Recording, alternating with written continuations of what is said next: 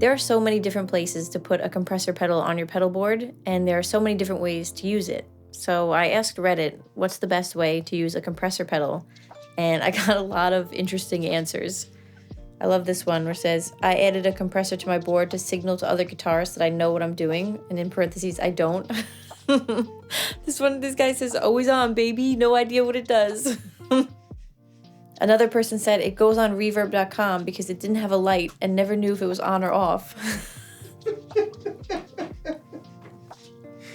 Oh, I love these answers. So if you were part of that Reddit thread, thank you so much for your input. We did get a lot of comments on it. But I also realized that a lot of people may not know what they're doing with their compressor pedal. So I wanted to visit that today, and I wanted to show you guys a really amazing compressor pedal that I recently got. Empress Effects reached out and wanted to send me one of their compressor pedals to make a video with. Empress Effects has two compressors, the standard compressor, the MK2, and the bass compressor. I chose the bass compressor to help control some of the lower frequencies on the harp. So compressors can be a little tricky, but essentially what they do is they smush your signal down, and they can help bring out all the good stuff in your instrument. I like to say that if you use a compressor properly, it just makes everything sound better. So what I mean by smushing your signal is a compressor can help even out a dynamic range. So it brings the soft notes up a little bit, and it brings the harsher notes down a little bit. Both Empress compressors have an attack and release knob, which determine how quickly your signal is smushed and how quickly it's released, which has a big impact on your sound. Both Empress compressors have a ratio toggle, but the bass compressor also has a tone and color toggle, which I find really helpful for harp. A lot of other compressors have fewer knobs, and the attack and release and the ratio are already decided for you. So the bass compressor has become my go-to pedal, just because I have so much control over so many different things. My favorite way to use a compressor is to put it before an overdrive or distortion pedal, because it brings out a lot of clarity and gives it a lot of character.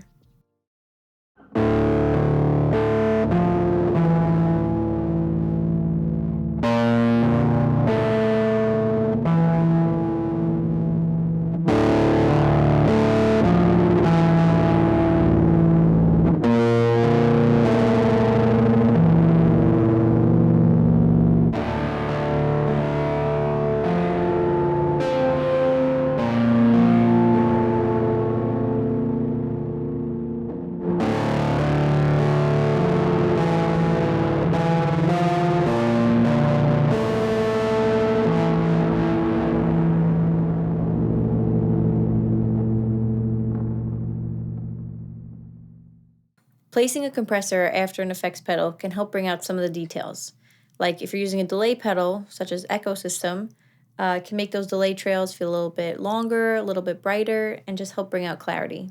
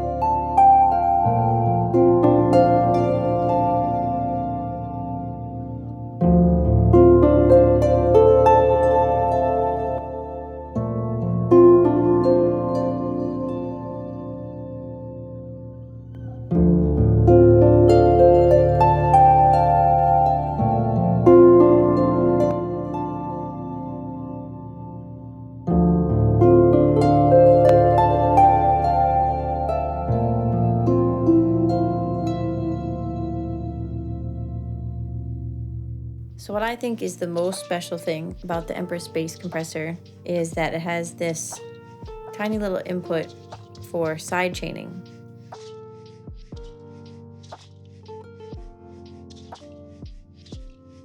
So what sidechaining means is that you can plug another instrument into the compressor and it will compress your instrument signal only when the other instrument signal hits. So this is perfect for carving out space for a kick drum, or it's just a really cool production technique.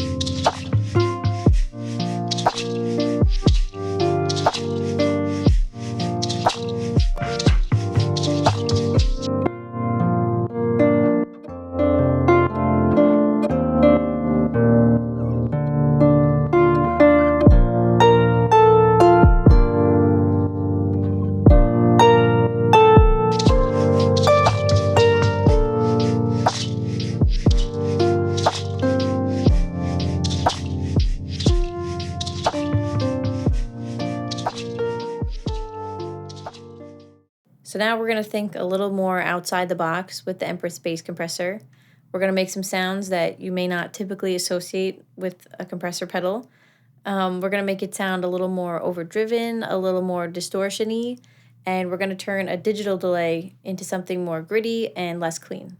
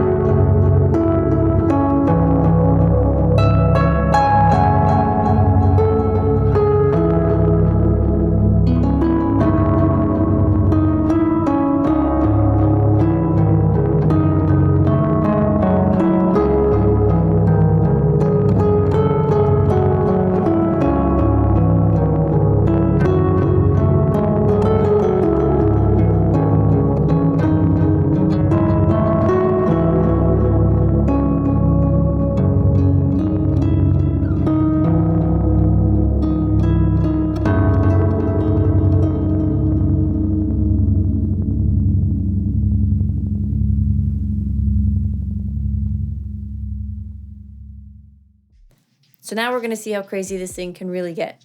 We're going to add some intensity, create some glitchiness, similar to sounds you'd hear in crazier effects pedals like the Metaverse Air Trash. Thanks so much everyone for watching. I have a link below to the Reddit discussion that we were having about compression pedals. And there's some really insightful ways to use compression pedals that I haven't gone over. So definitely check that out.